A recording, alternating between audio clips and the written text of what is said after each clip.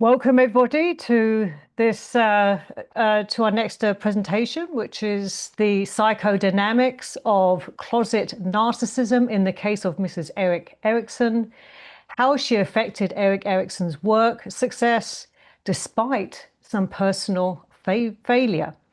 So Dr. Susan Kavaler-Adler is a clinical psychologist and psychoanalyst who founded the Object Relations Institute for Psychotherapy and Psychoanalysis in 1991, and who continues as executive director, board president, active faculty, training analyst, and senior supervisor. She has published 7 books which illustrate her expertise in British and American object relations theory and her original theories of developmental mourning, the demon-lover complex, and the love creativity dialectic. She is also a fellow of the American Board and Academy of Psychoanalysis and has an honorary doctorate in literature. Ms. Sue Erikson Bloland, LCSW, is an integrative psychotherapist and psychoanalyst with 30 years experience in private practice. She received her master's in social work from NYU and a certificate in psychoanalysis from the Manhattan Institute for Psychoanalysis, where she's on the faculty, a supervisor, and was co-director of admissions. She's also the author of In the Shadow of Fame and has written articles on the subject of fame for Atlantic Monthly, Psychoanalytic Dialogues, Psychoanalytic Inquiry, and other publishers. So welcome. So how this will be structured is that there'll be a 40-minute presentation by Dr. Susan Kavaler-Adler, followed by 20 minutes of Q&A and discussion, and then we'll have a 5-minute break, and then we'll return in the second half with Sue Erikson Bloland presenting 40 minutes and then 20 minutes of Q&A and discussion. If you could remain muted, that would be great. And Susan sort of ran to a sort of 38-minute mark. If you're, closing into the finish, I might just pop in and say, hey, you've got a couple of minutes remaining. All right. And please, I'm going to hand it over to you. Yeah, I'll do 40 minutes. Okay, thank you. This will be a third of the published paper I have on closet narcissism. And as I said, you can write to me later if you want the other 2/3 to find out where you find it. I'll be speaking about closet narcissism, and Sue Bloland will be speaking about applying this theory to her mother, Mrs. Joan Erikson. The phenomenon of 2 types of narcissists, grandiose and closet narcissists. The definition of the closet narcissist grew out of Dr. James Masterson's work with personality disorders at the Menninger Clinic in Topeka, Kansas, where he studied along with Donald Rinsley, Otto Kernberg, and many others. Masterson is now deceased, but his work carries on. He explicitly discusses the psychic structure of the character disorder syndrome he calls closet narcissism in his 1981 book on narcissistic and borderline disorder, and in his 2000 book on personality disorders. The layman is most familiar with the term narcissist in relation to the more grandiose narcissistic character who is exhibitionistic, expansive, and out there in your face, while underneath the performance there lies a desperate and clinging child self who craves mirroring by an audience in order to feel viable rather than severely depressed or fragmented. The grandiose narcissist seeks to create an inflated and grand image of him or herself that can be performed for an audience. He compulsively seeks to have this grand image self or grandiose self accepted by the audience as if it is the actual self. He is compelled to have that image self recognized or reflected back to him or her as a mirror would reflect back any external image. However, the grandiose narcissist also has to project out onto others the underdeveloped and psychologically deprived child self within him. He projects out this dissociated, inadequate self in order to avoid consciousness of his loser as opposed to winner image self. The narcissist creates a vacuum inside the internal world by projecting out this dissociated but real inner self. The subjective experience of this vacuum can be that of an emptiness or of severe depletion. So consciousness of this authentic internal world experience must be avoided at any cost. The successful grandiose narcissist will avoid this internal world emptiness by continually performing to win admiration from the mirroring audience. It has been necessary to define the grandiose narcissist in order to now define the closet narcissist, because the closet narcissist cannot have her or his character defense system operate without the presence of a grandiose narcissist in their lives. The closet narcissist. The closet narcissist is someone who gets the high of an inflated narcissistic character by merging in with the image created by a grandiose narcissist and operating as a self-extension of the grandiose narcissistic character. Like the grandiose narcissist, the closet narcissist can be warding off conscious awareness of a split off or dissociated inadequate self-structure. The inadequate, emotionally abandoned self has been left underdeveloped in the first 3 years of life. It is in these first 3 years that the internalization of a good enough mother is needed. This early time is also when the good enough mother experience must be maintained throughout the 2 and 3-year-old period when separation, individuation, and self-integration normally transpire. Otherwise, the person's psychological development will become arrested rather than evolving in a forward-moving developmental process. Having been deprived of this good enough mother internalization, the closet narcissist refuels his own sense of inflation by merging in with the grandiose narcissist within his own mind or her own mind. To gain access to such merger, the closet narcissist has to mirror, please, and cater to the grandiose narcissist, thus gaining entry into experiencing her or his self as one with the grandiose character and as one with the inflated performance character of the grandiose narcissist.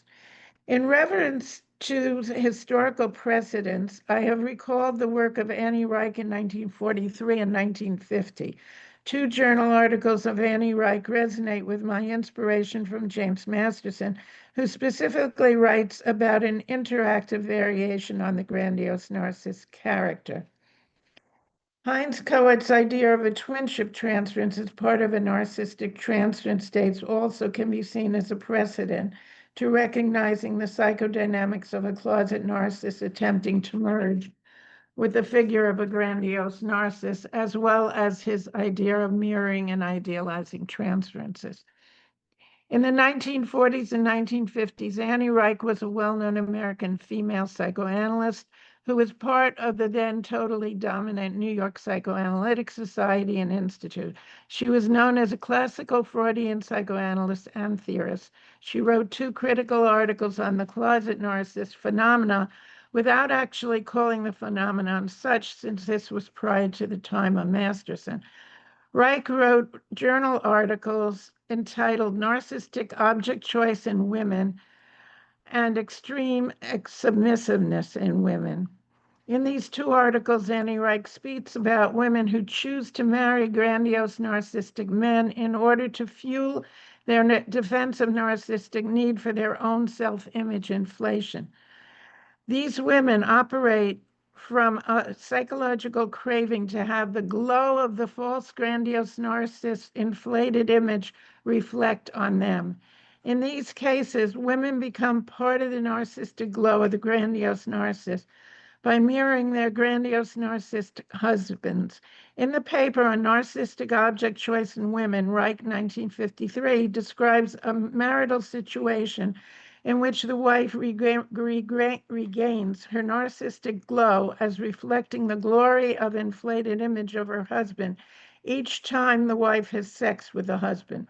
So the psychic merger with the grandiose husband and his false grandiose image self occurs through a sexual merger with the husband. The wife then needs to compulsively have sex with her husband in order to maintain her own narcissistic glow.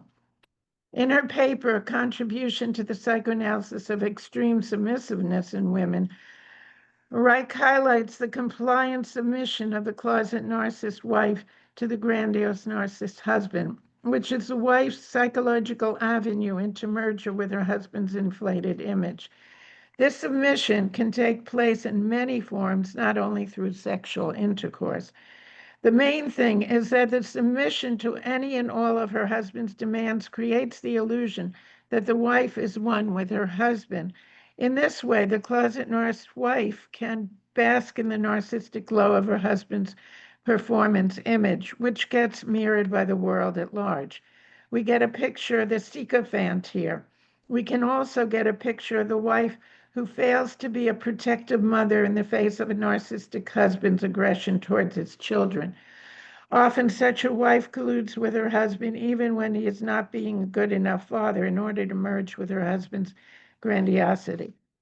This leaves her children without protection or understanding.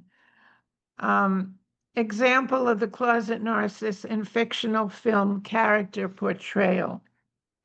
I would like to use Woody Allen's film portrayal of his main female character in his Blue Jasmine movie to illustrate some of the psychodynamics of the closet narcissist. Jasmine is introduced to the film's viewer as compulsively talking about herself, chewing the air off of the poor passenger who sat next to her on an airline flight to San Francisco.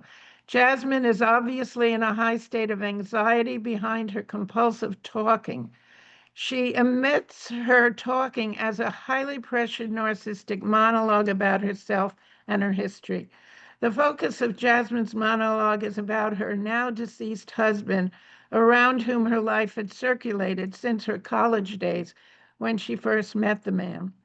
Jasmine's history becomes the history of how her deceased husband came into her life and how her whole existence was molded around this older man who already had a son from an earlier marriage.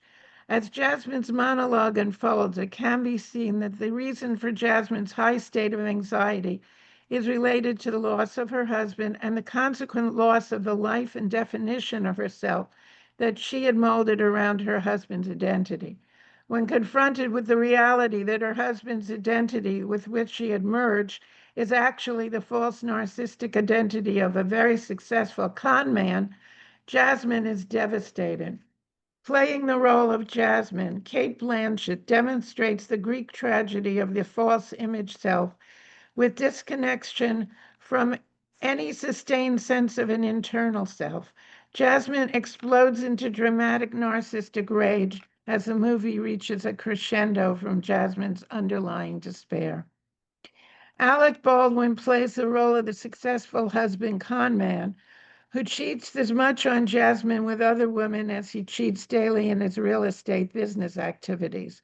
However, it is when this grandiose narcissist husband threatens to abandon Jasmine for a younger woman that Jasmine's retaliation lands her con artist husband in prison, where he promptly commits suicide.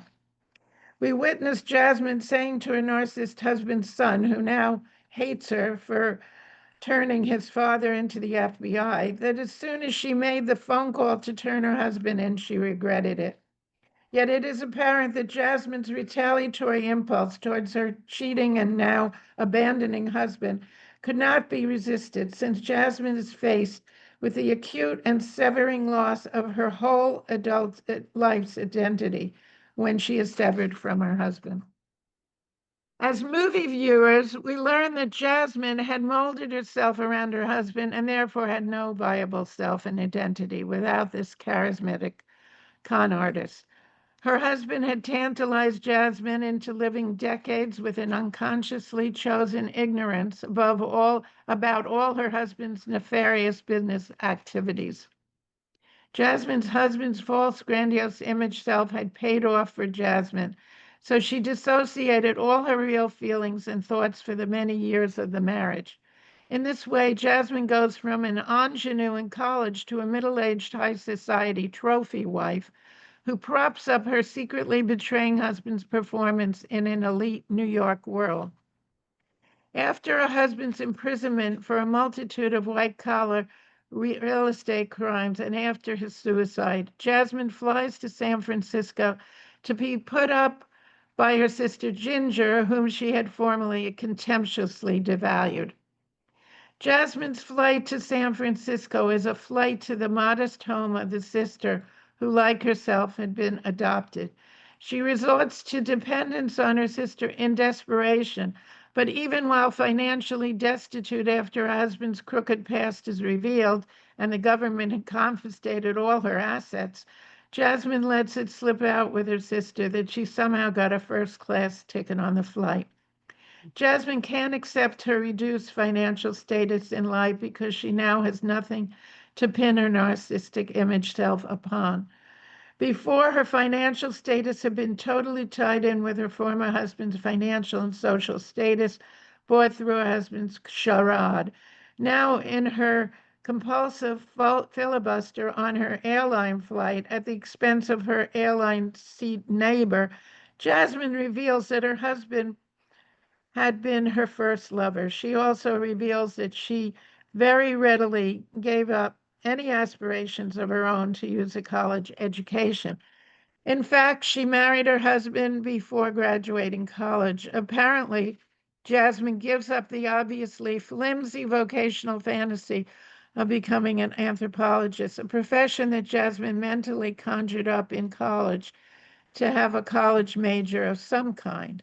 It is clear that when her husband found her as a young, willing, and naive virgin who he could mold to his liking as a Pygmalion molded Galatea, that Jasmine all too willingly gave up any challenge to create her own life and identity. Through Jasmine's narcissistic merger with her husband via marriage, she won several decades of hanging out in a pseudo life where a contrived personality could operate with a certain amount of social credulity as long as her husband's contrived personality, on which her own was propped, could be sustained.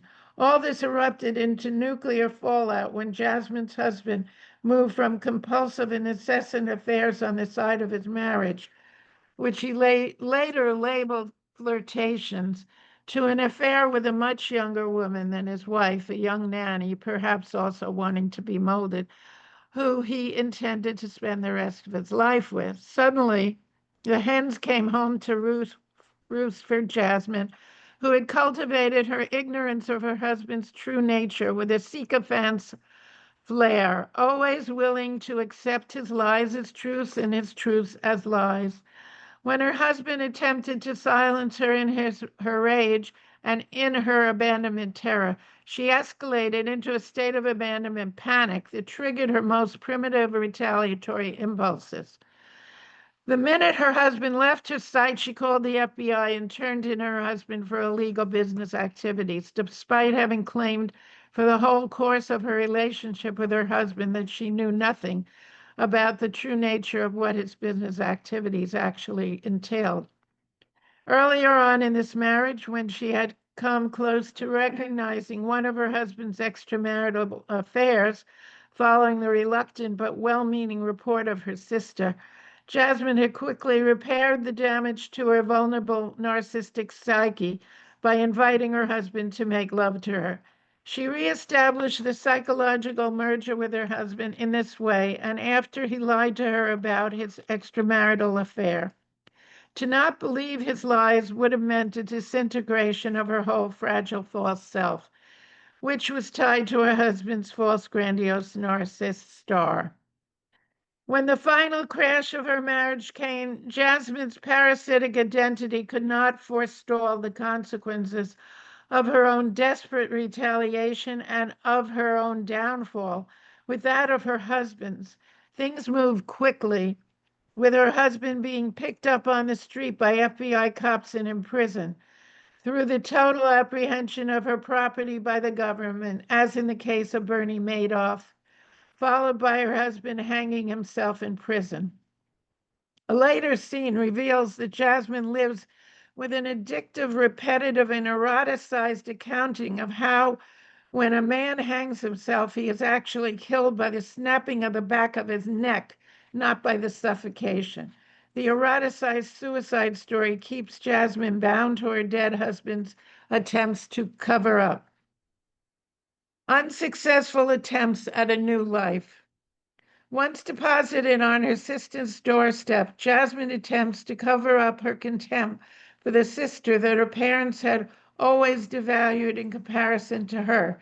She tries unsuccessfully to overcome the contempt she has nurtured for years for Ginger, the sister who lives in a working class home, has a working class job, and has 2 kids from a former marriage. Jasmine never owns responsibility for how her sister's marriage broke up due to Jasmine's husband's ripoff of the funds that Ginger and her ex-husband had planned to use to build a business and life together. Jasmine's sister also has a current boyfriend who considers himself her fiancé. The fiancé reluctantly postpones his plans for marriage to accommodate the supposedly temporary intrusion of Jasmine moving into her sister's apartment. Jasmine's sister's family and fiancé are totally disrupted by Jasmine, who always tolerated her sister's existence with an air of arrogant contempt, covered up by superficially accommodating actions. Jasmine's sister is not keen to have her sister long-term, but feels she has no other choice than to let her sister crash at her place. When Ginger learns that Jasmine has hardly any idea of how to live on her own and has to create a way of making a living for herself, she suggests Jasmine settle for a current job opening at a local dentist's office as a receptionist. Jasmine is, of course, incensed by such a suggestion. Nevertheless, she manages to stomach this job as a preliminary way of taking computer classes so that she can eventually learn to be an interior decorator through online study. So with this idea of a new identity for herself in the world, Jasmine tries only out of desperation to begin to live an independent life, rather than living as a narcissistic extension of a man. However, with the unethical sexual harassment of the dentist Jasmine seeks employment with, Jasmine's attempt at a viable independent identity dies rapidly. As viewers, we might imagine, however, that if not for the sexual harassment, Jasmine would have needed to find another reason to short-circuit her plans for an independent existence. She was incessantly compelled by the psychic structure of a closet narcissist to head back to the state of a self-extension of another man. Inevitably, perhaps, in terms of Jasmine's closet narcissist condition, Jasmine is defeated in her attempt at a proactive creation of her own life. She returns to seeking a man to support her financially, socially, and most of all, psychologically. However, before she does this, she blows up with semi-stifled rage in her sister's home. Cate Blanchett as Jasmine maneuvers this explosion with remarkable precision. Cate as Jasmine desperately screams out her despair. Who do I have to sleep with to get a martini with a lemon twist here? When disrupted from her attempts to study in her sister's home. Jasmine is clearly losing it before she walks out on her receptionist job. She had been ready to blow. The attempt to operate as an autonomous adult is clearly too much for her. Then Jasmine is invited by a classmate to a party where she can use artful but also enormously contrived skills to meet a man. She actually does encounter a man who takes an interest in her. The new man, Dwight, is charming and charismatic, a diplomat with plans to be a major player in the world, hoping to run for political office. He notices Jasmine's designer bag right away. He is looking for a well-dressed, sophisticated woman with a sense of humor. When mirrored by the man's attentions, Jasmine can become all the things he desires, as she has been well-schooled in the facile, chameleon-like adaptation to be what the alpha man wants. The man she meets is flattering, and he immediately takes to Jasmine's reflection back to him of his own image. Yet he is also much more authentic specimen of humanity than Jasmine's psychopathic, lying former husband. He is charming and charmed as Jasmine portrays herself as an interior decorator. Of course, Jasmine conceals that she is just someone who aspires to be an interior decorator, not having actually been educated to be one, not having been licensed, and not actually being more than a society dilettante who dabbled in decorating the houses of her friends. Jasmine wins the day with her new man by falsely claiming to be an interior decorator, intuitively matching his desire to have an interior decorator to design the decor of his new large and elegant home. Also, during the conversation between her and Dwight, the new man, at the party where they first meet, Jasmine describes her status in parallel with the man. He says his wife died of illness. Jasmine ricochets back that her husband died of natural causes, a heart attack. Here she explicitly lies, covering up the whole seedy ordeal of her dead husband's crimes, rip-offs, betrayals, and suicide. As she begins to date her new man, she is questioned by her sister about her false presentation of herself to the new man she is dating, while Jasmine offers to decorate the man's home. Her sister questions Jasmine's lying, but Jasmine defends herself. She claims that historical facts about a person are not important. All that is important is her way of being, her own way of expressing herself, her sense of humor. Here we see alternate facts at play.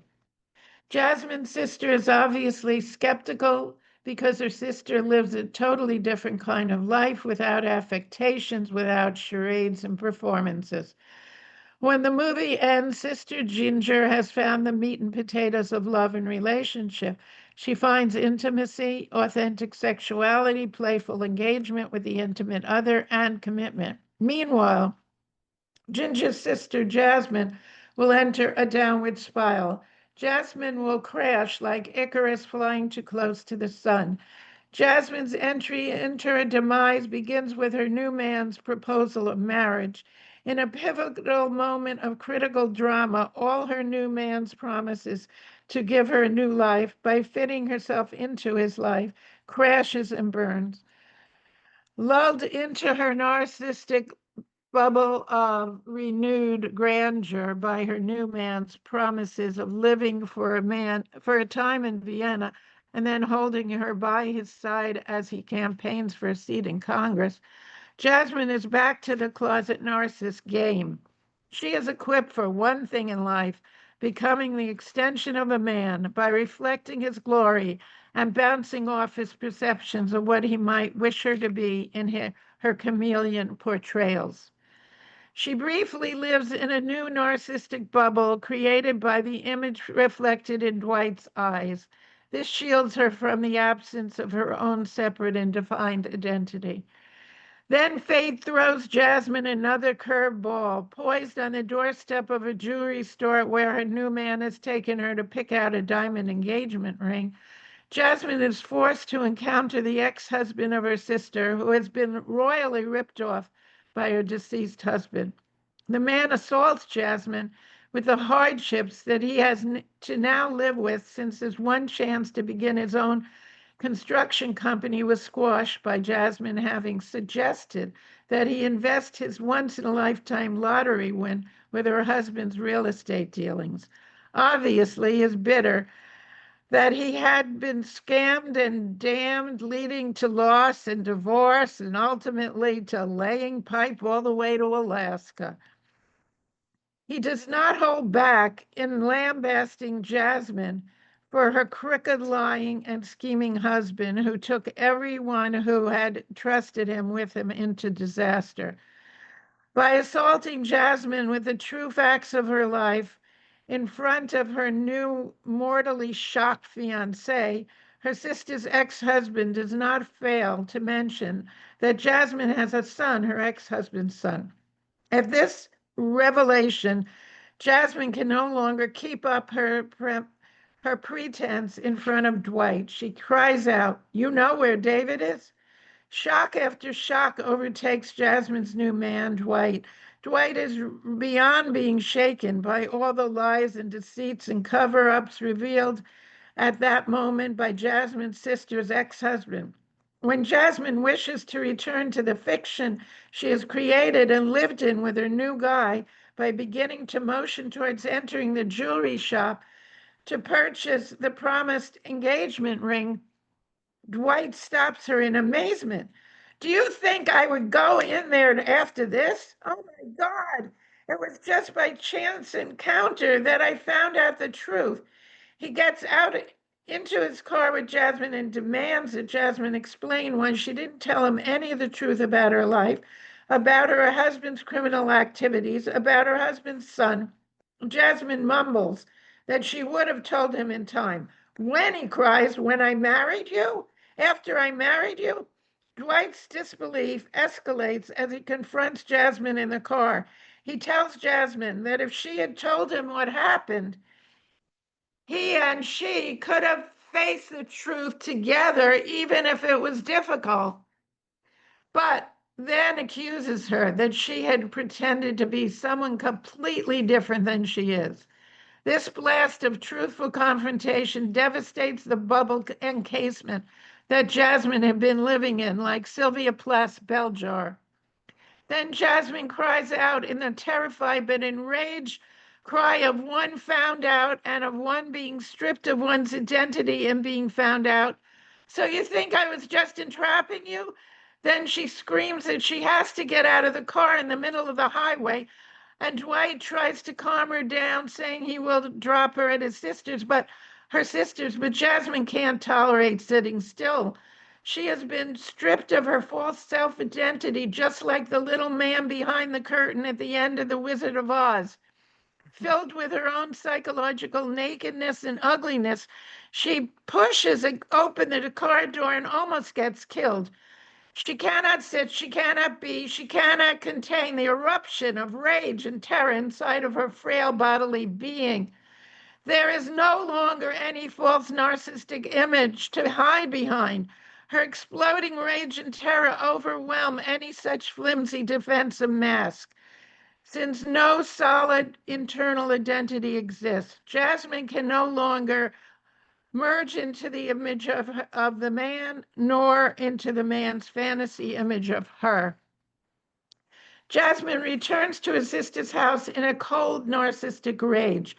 Then she evacuates her rage onto her sister's fiance, a fiance who has fought to win her sister back after her sister had broken up with him. He is ecstatic in being able to finally commit to Ginger for marriage and stepfatherhood. He deflects Jasmine's rage, but Jasmine cannot give up one final attempt at narcissistic cover-up for him and for her sister. Although she has been humiliated and mortified beyond imagination, she reacts to her rage and terror by insulting her sister's fiance. She then covers up the travesty that she has run away from. Her sister and her fiance still think she is about to get remarried. Knowing they have no idea what just happened between her and Dwight, she arrogantly proclaims that she will be going to Vienna with her new guy. Jasmine tries to leave them with their illusion of her. But then her true primitive state of helpless rage and enfeebled cover-up is revealed as Cate Blanchett, as Jasmine desperately screams out, like Lady Macbeth compulsively craving to wash away her sins, that she must have a shower. She erupts with intense primitive need as she screams out her lust for a shower. She must have a shower to bathe away the stains of her lies and of the false closet narcissist personas. She cries for the shower like a baby cries for the mother's arms and breast. Jasmine is left with nothing but the casual clothes she wears after the shower. She goes to a park bench in a nearby park and starts babbling about herself as if speaking to a strange woman who has been seated on a park bench. We movie viewers now return to Jasmine's self-absorbed babbling, which mirrors the first scene in the film. Now destitute, without a home, a job, or an identity, Jasmine talks incessantly to herself. The unknown lady on the park bench next to her rapidly flees. At this endpoint, Jasmine can obviously be seen to be living in her own psychotic world of isolated delusion once more. The movie ends with Jasmine's psychological state mirroring that same psychological state that she had inhabited at the film's beginning, but now with a denouement demise that mimics Greek tragedy. And I'm going to skip a few sections here and go to my last section for now. Blue Jasmine and the Closet Narcissist. The closet narcissist is not grounded in the feminine. She is locked into psychic incest with a male father figure who does not offer true love or freedom. However, her demon lover offers her protection and financing, as in Cate Blanchett as Blue Jasmine in relation to the psychopathic, grandiose husband's character, Alec Baldwin, whom she is totally dependent on. We see this also in people seeking protection from the mafia or from Trump's grandiose contrived image when they attend in the audience on Trump rallies. Yeah, and people in the rallies laugh and scream on cue with the conducting of the closet narcissist in the audience. The female closet narcissist, Blue Jasmine, is addicted to the male muse who turns into a demon, as in the demon lover complex. Such demon lover attraction goes on unconsciously in the mind of the closet narcissist. She cannot be separate from the man, and she thus cannot be truly connected to herself. Now, the importance of it being unconscious is critical. Rather than connect, she merges with the grandiose narcissist male. She is thus vulnerable to the victimization of dependence on the malevolent and possessive masculine, the demon side of the muse god. This is all part of the demon lover complex, which can be described in both object relations theory terms, as I do in several books and articles, and in Jungian theory. Marion Woodman represents the Jungian outlook as she relates to the notions of the demon lover archetype and the muse numinous arousal. Without the man, the closet narcissist woman is helpless, or she goes crazy, as in Blue Jasmine's case, becoming psychotic at the end of Woody Allen's movie. She can also become suicidal, and in fact, Blue Jasmine was so destructive in the end that she is committing a slow, if not a fast, suicide. When wishing to merge with a grandiose male, the closet narcissist woman seeks dependence with a pseudo-view veneer of independence. The merger with the grandiose other, usually a man, is essential for the closet narcissist woman or man. Blue Jasmine cannot connect, she can only merge. Projective identification is a Kleinian defense operation of merger. Marion Woodman in 1982 speaks of the projection of the father inside of the demon lover addicted, raped woman onto the man whom she unconsciously and compulsively needs to be controlled and possessed by, and I have about Wuthering Heights and Catherine and Heathcliff. The closet narcissist woman has not separated from her internal father because she has not grounded herself in the feminine. She lacks a good enough internalization of the chthonic mother, but also she is not free of her image self, which is hooked into the manic male's grandiose image self.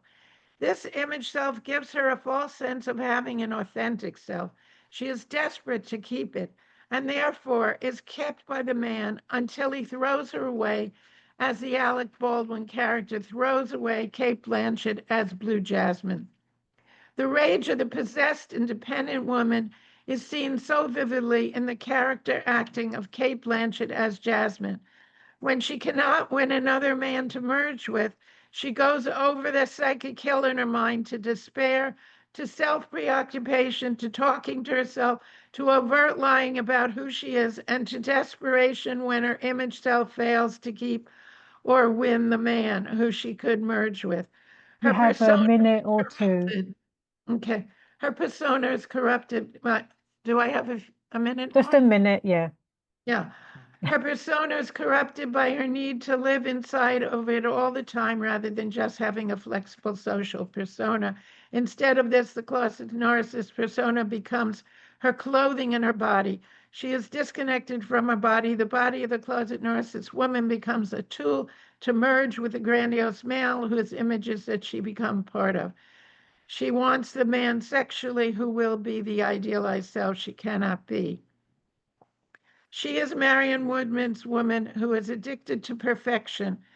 But the closet narcissist woman does not create her own image self. She must merge with the grandiose image of the male, as I've said. Okay, the idealized male who serves psychologically as the male muse of the female closet narcissist creates the false grandiose images for both he and his wife. Okay, thank you. Thank you very much. In fact, it is 3:10 now, so we'll get started. So thank you. If you joined us, for the first half of this panel, Dr. Susan Kavaler-Adler had read part of her article, The Psychodynamics of Closet Narcissism in the Case of Mrs. Erik Erikson, how she affected Erik Erikson's work success despite some personal failure. And Susan, so where is that link again? You're muted. You're muted. Okay. The name of that paper is The Closet Narcissist Personality, Woody Allen's Blue Jasmine, Jungian and Object Relations Theory. That's okay. The full Okay. Okay, right. Thanks ever so much. All right. So for those who are joining us, who are newly joining us, I am pleased to introduce Sue Erikson Bloland, who is an integrative psychotherapist and psychoanalyst with 30 years experience in private practice. She received her master's in social work from NYU and her certificate in psychoanalysis from the Manhattan Institute for Psychoanalysis, where she's on the faculty, a supervisor, and was a former co-director of admissions. She is the author of In the Shadow of Fame, which was first published by Viking Penguin 2006 and is to be republished by Routledge in November 2026. And she has written numerous articles on the subject of fame for the Atlantic Monthly, the Psychoanalytic Dialogue, Psychoanalytic Inquiry, and other publishers. So first of all, before you get started, Sue, if anybody here is unmuted, can you please mute? There's no release. You roll it one way or the other. Can you please? Yeah. Let me see. Rao and Rose are not muted. Let me see. And there might be some sort of thing stuck in there, like a wire. Hold on. Steve Rao, you're not muted. Steve, can you mute yourself, please? Steve, can you please mute yourself? Steve and Rose, please mute yourselves. Muted now. Okay. All right. Thank you. All right, Sue, I'm going to hand over to you. You have up to 40 minutes, and then there'll be 20 minutes for Q&A and discussion. So I'll hand it over to you. Thank you ever so much. Okay.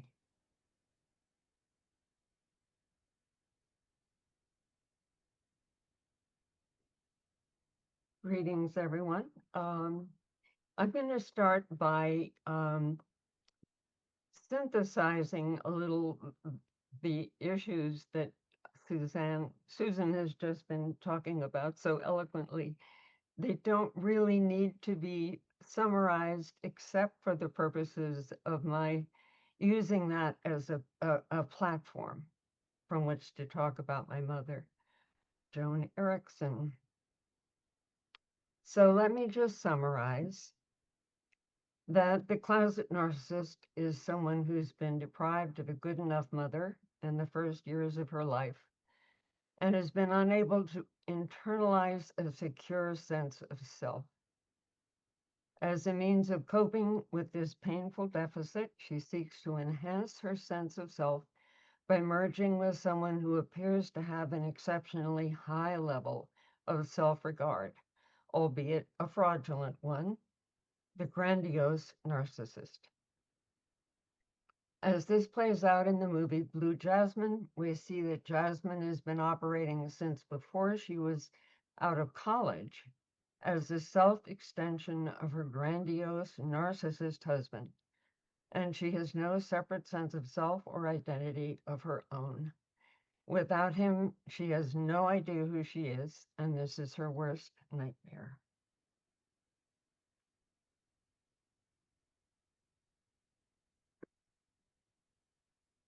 Looking at my mother through this diagnostic lens certainly highlights a prominent feature of her relationship to my father and his fame. But it also illuminates, by contrast, my mother's remarkable personal strengths and her essential integrity compared to that of our archetype. Excuse me, I had to find, here we are. The poor Jasmine that we've been hearing so much about. So this project has, in the end, heightened my admiration for my mother in a way that I'm grateful for, and I look forward to sharing this with you. To set the stage for this discussion, I want to tell you about my mother's childhood and the way it prepared her for meeting with my father when they were both in their mid-20s. Though they were both in search of careers when they met, my mother was actually much further along in realizing her own ambitions than was my father. He had only recently begun studying with the Freuds after a long period of depression and lack of focus, whereas mother was working on a doctoral thesis. So she was far from lost and was not in a position to benefit from a relationship with my father until he had done a good deal of catching up. Nevertheless, she was very quick to recognize his promise and to make a long-term investment in his future, abandoning her own career plans to bet on what she foresaw as his future. Her willingness to take this risk reflected both her confidence in his unique intelligence,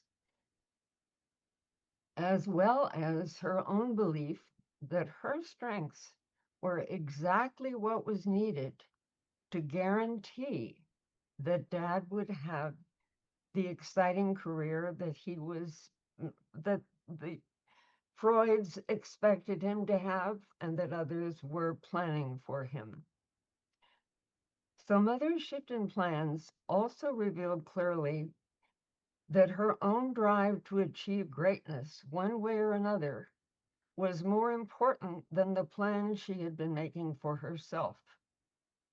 So even though it meant abandoning a career in which she had already made quite a considerable investment, she jumped ship. And I'll tell you about her childhood to begin to put it in perspective. She was born in Gananoque, Canada, in a setting that allowed her to run free as a child to a rather dangerous degree, I believe, since it included taking a small rowboat out onto a large lake by herself to explore an island that caught her interest. But it was one of the few activities of her difficult childhood that she really relished. Her mother was depressive and angry, very clearly preferred her older sister, Molly, to Mother. She was unself-conscious in her obvious pattern of splitting where her daughters were concerned. My mother's mother, her depression, became serious enough for her to be hospitalized when Mother was 2, whereupon Mother and her siblings were put on a train to California to stay with their grandmother for nearly 2 years. The train trip to the unknown was frightening for all of them, but their grandmother turned out to be warm and kind and took a particular liking to Mother, which was a new and restorative experience for her. I think her grandmother can be credited with having made Mother feel for the first time that there was something likable and even admirable about her, that she was smart and talented, and that someday the world would be more appreciative of her exceptional qualities.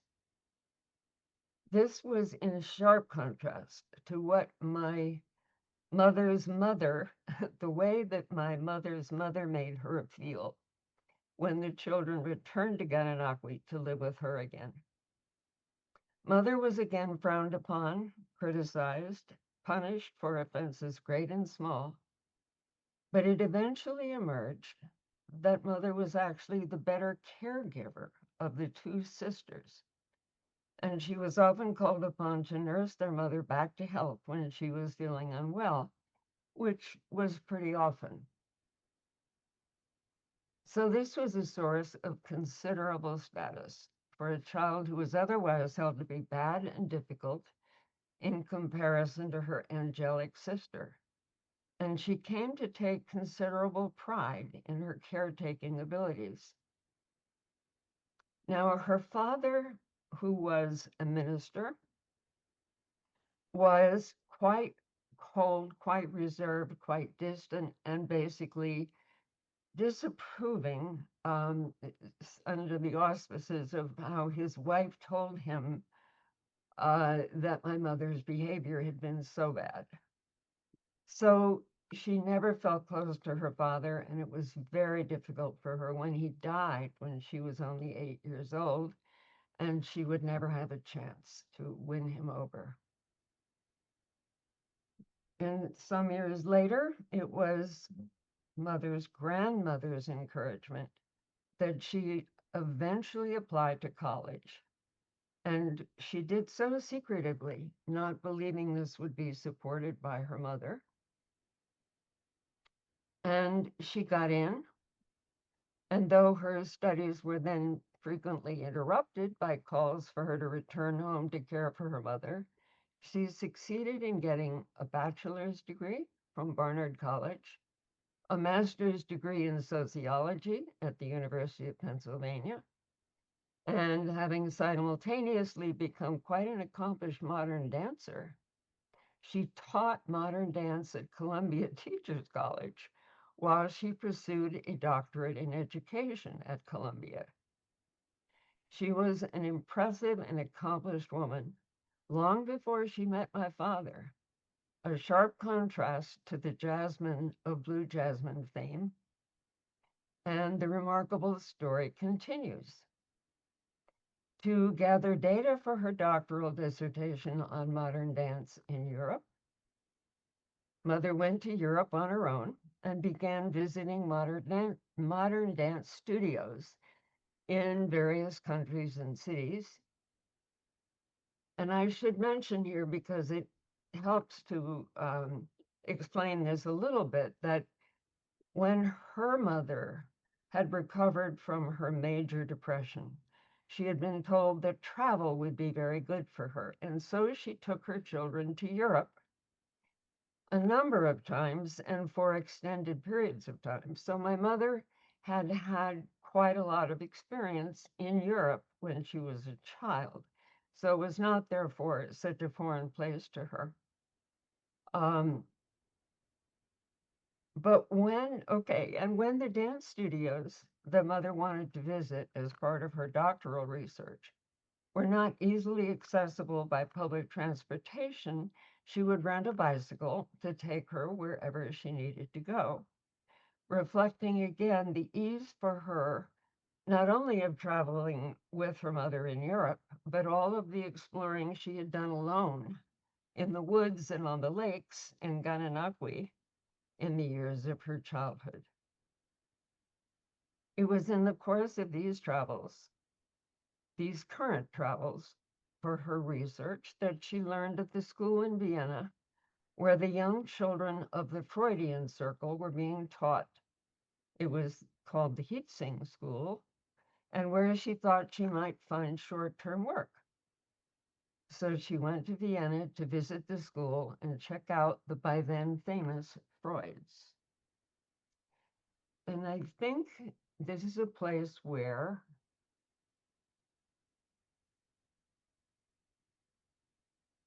mother's own need to achieve celebrity, to prove herself, to advertise her great abilities, what was quickly revealed, modern dance had been what she knew on her own, where she had excelled before she ever came to Vienna. And it had seemed like her best shot at making a name for herself at that time, something she clearly hoped to do. I believe that when she first made contact with the Freuds, she knew instinctively that what was happening here in Vienna was very important and was going to be big on the world screen. And she wanted to be part of it. Not that she wanted to train to be a psychoanalyst, God forbid. She had grave doubts about the Freudian insistence on excavating the inner layers of the psyche with so little attention to the influence of the surrounding social world. And she was not about to have her own inner life excavated either. When it eventually became mandatory that she, as part of this community, embark on her own psychoanalysis with an analyst named Jekyll's, she avoided self-revelation like the plague. And she ended her treatment after only a few months. Writing about this, quote, analysis later in her life, she revealed the contempt she had felt for Jekyll's and for the analytic process, describing how she made up dreams to tell him because he so enjoyed talking about her dreams. And after this brief experience, she never again sought psychotherapy in any form that I know of. And that is something that I will say I have a reaction to in a very personal way. Because without having done any self-exploration, and that was not going to happen with my mother, she believed that she had overcome the way in which her own mother criticized and diminished her. She believed she had overcome that by being such a successful wife to a famous man. But of course, we know that is not how you're going to overcome having been held as the bad child, as the child who deserved the most criticism, when you yourself have children, when you yourself have a daughter. And so I've always felt that this carried on in her much more than she knew. She wanted so much to be a good mother that even the thought of this would have horrified her, but it has been there in my awareness all these years. One of the contradictions, I think, that often occur in the realm of fame and celebrity, where it seems that as though early experiences have been overcome, when clearly they have not, and they're being acted out. What did go exceedingly well for my mother in Vienna was her meeting with my father, to whom she was drawn with an immediate and fierce attraction. The story of their meeting was often told to friends and visitors in the course of my childhood, so I knew it pretty much by heart. They were introduced at a masked ball held at Maria Theresa's summer palace on the outskirts of Vienna. They danced together through the night, first with their masks concealing their lower faces, so all they saw was each other's eyes, but they liked those very much, and then took off their masks to dance together for the rest of the ball, after which they went to a very pretty nearby park and sat and talked for hours about their plans for the future. They arranged to meet for breakfast before parting that evening. They did meet for breakfast as planned, and very shortly thereafter, Mother moved in to live with Dad. She never returned to her doctoral research or bothered with completing her PhD. To make sense of this whirlwind romance, you need to know a bit about my father's childhood and adolescence so you understand who it was that Mother gave herself to so quickly and with such certainty. Abandoning the doctoral dissertation that had brought her to Vienna in the first place and setting out on an entirely different road to eventual celebrity. My father was born in Frankfurt, Germany in 1902. His mother was unmarried and gave birth to him far from her home in Denmark to avoid bringing scandal to her family. She refused to tell Dad the identity of his father or the circumstances under which she had become pregnant, bewildering him further with several false accounts that she hoped he would accept as explanations of his parentage, except that these accounts were full of obvious contradictions. For example, she first told Dad that his stepfather, the man she had married when he was 3, was actually his father, was his biological father. And a child knows when he's 3 who has been there in his life as his biological father and who hasn't. And this was very, very confusing to him. And he told her so. And then she explained that the man that she had married a number of years earlier, and she had been married overnight, had sent her husband away at the end of the first night. We don't know whether it was something he said about himself, whether he told her about himself, or something that he did. No one ever knew. But she did indeed send him away. This had all happened in Denmark, where she lived as a child and as a young woman. And it didn't make a whole lot of sense because this marriage he had left the country, and my father knew, it had been told him that this man left the country a number of years earlier. So how could he have been the biological father? Another dead end, another bad attempt to satisfy what was a deep and powerful longing. Obviously, one would accept that that was a very, very important thing my father needed to know. In the end, though, Dad never did learn his father's identity, which left him with deep feelings of loss and a sense that his real father, having abandoned him, must not care to know him. So it would be pointless to try to find him and connect with him as an adult. Under all of these circumstances, my father certainly had not had the benefit of good early mothering.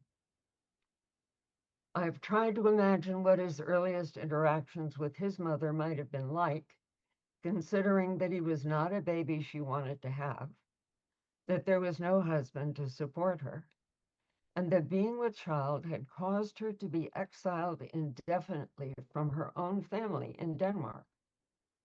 She must certainly have felt ashamed of her predicament, as well as rejected and lonely, during those first years of motherhood. So it's hard to imagine her smiling lovingly or joyfully at her infant during that time and offering him the maternal tenderness that every baby so desperately needs. My father remembers his mother as being sad. Those are his earliest memories, that she was sad for reasons he could not understand, and that she spent many hours reading books. books which he later found to be written by philosophers like Kierkegaard and Emerson. He saw his mother always as being very wise, and he always associated reading with her.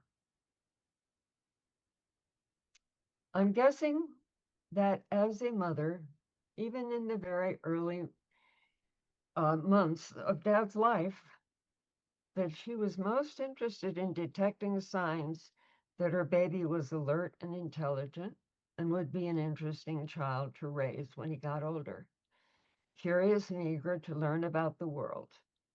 That was how he might eventually be able to provide her with the kind of companionship she craved. And that is indeed what eventually developed between them. It is crystal clear how this set my father on his own path to becoming deeply intellectual. By his own report, Dad was an unhappy and bewildered child, feeling betrayed by his mother, who was nevertheless his only support through his early years. I was going to say again that she had married the doctor who had been his pediatrician, and that doctor had wanted Dad to follow in his footsteps as a doctor, an ambition that my father could not embrace. So it was one of quite a few sources of ongoing tension that haunted that relationship. During his childhood and adolescence, his closest and possibly his only friend was Peter Bloss, whose father regularly engaged Peter and Dad together in extensive discussions of philosophy and literature, challenged them both to think in ways that they enjoyed enormously, and always were so grateful to him for. As a result of his influence, following upon his own introduction to reading by his intellectual mother, Dad had done a great deal of reading and writing by the time he reached his mid-20s. He had also traveled in Europe for a year or two as a wandering artist, but he returned home feeling lost and without any sense of direction or purpose in his life. And he was clearly emotionally unstable. He's written that himself, and I wasn't able to find anything so that I could quote him, but he has written about how unstable he felt at the time when Peter Bloss, being a very good friend, summoned him to come to Vienna, knowing how desperately Dad needed something, how at a loss he was. Peter had been brought on board to teach the children of the Freudian circle, that is, the children of the patients of the Freuds, or of other people who were studying with the Freuds, who were studying psychoanalysis. Younger children all came to this school that had been created and that I mentioned before, though I don't remember the name offhand, where Peter Bloss had been put in charge of teaching those children, and he now invited Dad to come and teach young children with him. Interestingly enough, well, Peter knew that this is the help that was needed to pull Dad out of his depression. And to everybody's surprise, Dad was very good at it, and was able to do surprisingly well. He discovered that he had what he described as a certain sense of children's experience, which certainly rings a bell, doesn't it? That must have come in very handy when he was writing Childhood and Society. And this made him very effective as a teacher. Now, Peter knew that his help in inviting Dad to come, that his help would be needed, pulling Dad out of his depression and seeing that he dressed, bathed, and behaved appropriately in this new setting. He had not been called upon to do any of those things in his travels, his solo travels in Europe. But his work with the children went so well that it came to the attention of the Freuds. And they began to be interested in him and invited him to come to some of their classes on psychoanalysis, which he did very gladly. He was very curious and very willing to learn. And very soon, he found himself in analysis with Anna Freud herself. And I'll say a little bit more about that just briefly. In this analysis with Anna Freud, there was a major fly in the ointment. Anna Freud, my father came to her, his most painful and extensive trauma had been not knowing who his father was. This tortured him. When he talked with Anna about it, she felt that it was bogus, that it was, that when children felt that they had missed out so much by having a parent die or not knowing a parent, that it was kind of a family drama that really didn't need to be played out any more than necessary. And she didn't feel they needed, or that it was profitable for them to spend time on it. Dad was very hurt by this, but what did he know about what an analysis should include? So he was doing his best to accept this limitation in his work with Anna. So when my mother arrived on the scene in Vienna, Dad had come to be quite highly respected by the Freuds and others in the Freudian circle. It was, in fact, their fantasy that he might play an important role in making Freud's work more widely known. But this is not to say that a dramatic transformation had occurred in Dad's level of social maturity or his ability to take care of himself. Peter Blos had played an important part in helping Dad to assimilate to this rather sophisticated, albeit bohemian, social setting. And it was anticipated that his high level of intellectual functioning would compensate for his shortcomings in the self-care department. But remember that my mother's abilities as a caretaker had rescued her difficult relationship with her own mother. And this was a role that greatly enhanced mother's self-confidence. My father's childlike dependence on her for care and guidance in every aspect of self-care was a defining part of their relationship. And I believe it was a vital source of reassurance to Mother that she could trust in his love. This is not to say that his dependency was never irritating to her as the years went by. It certainly was, but it was never negotiable. It was a fact of life. It was the way he was.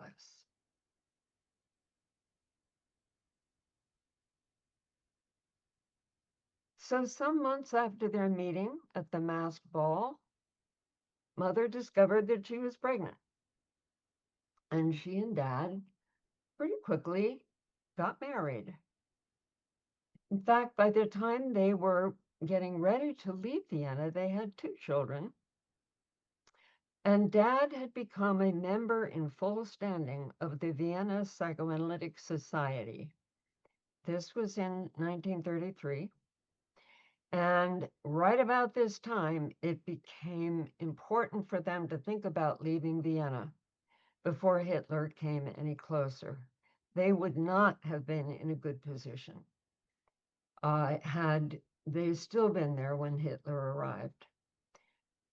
So they packed up and sailed first to Denmark to see whether Dad might be granted citizenship there because of his mother's citizenship, but he was not. And so they came to America. They lived in several locations before the publication of Childhood and Society in 1950. So I will only describe the quality of their life together as I remember it, as they worked to raise a family and to make Dad famous. And there's no doubt that while they cared very much about raising a family, they were going to make Dad famous.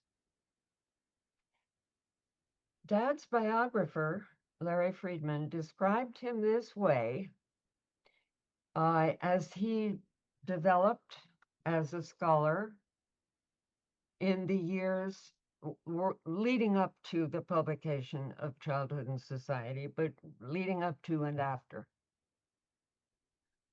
By his late 40s, writing for publication had become Erikson's all-consuming passion. Much that he thought, said, read, and did was now intertwined with his writing. Joan tried to make him feel less awkward and less uncomfortable in social situations, but he would disappear from any dinner party or reception that he found tedious until Joan retrieved him and brought him back. During midlife and beyond then, Erikson prized writing and publishing, probably above all else. The breadth, diversity, and richness in the man are found in the range and depth of his writing, which is very interesting because it just triggered my own memory that I refused to read my father's writing. That when I was old enough to read Childhood and Society, I think I was in college, and my mother put it on the table next to my bed and said, you know, you really should read your father's book.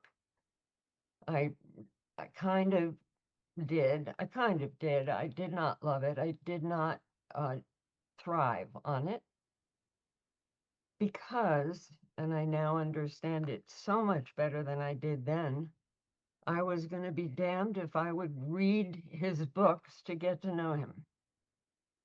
He was not very available to me. He was, for a child psychoanalyst, amazingly not a child psychoanalyst in his home life. And it was hard when people told me how much they felt understood by him because they had read his book, and reading his book had made them feel so much better understood than they were by even their own parents. And that was not easy for me to hear. Now, it's not that he and my mother lived in different worlds. Mother was part of his writing, having translated for the first years when he was learning English, and having continued editing way into the middle of his career. She was deeply engaged in the writing, in his writing, and certainly in the writing of Childhood and Society, where she also had a lot of ideas about what was important for children. And she'd raised a couple of children by then, and she felt she knew. So her own experience played quite a part. I remember the story of the two of them driving somewhere together, and they would sit for hours talking about whichever stage they were working on. And she played quite a role in helping him define those 8 stages. No doubt about it. Her influence was profound, since it was she who supported, if not promoted, his moving away from the Freudian focus on the inner world of the child to the neglect of the all-important social environment in which the child develops. My mother was very big on social environment. And so you have, as his first big book, Childhood and Society, a book that did not please the Freuds, it failed in every way to fulfill their ambitions for my father. You have about a minute, Sue. 1 minute, okay. I want to say that I'll always find it baffling about my mother's uncanny ability to translate or to edit Dad's writing when she had no education in the field of psychoanalysis and she didn't even believe in psychoanalysis as a practice, not for herself and not for anyone else. But as for her life in America, I want to say that it was, even in the course of all his work, it was really quite rich and fulfilling. She made beautiful jewelry. She wrote 3 short books herself, none of them bestsellers, but she enjoyed doing it.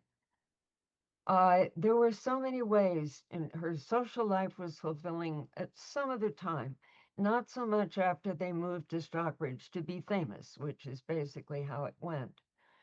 But even at Austin Riggs, where he was celebrating his fame, she became the director of the artistic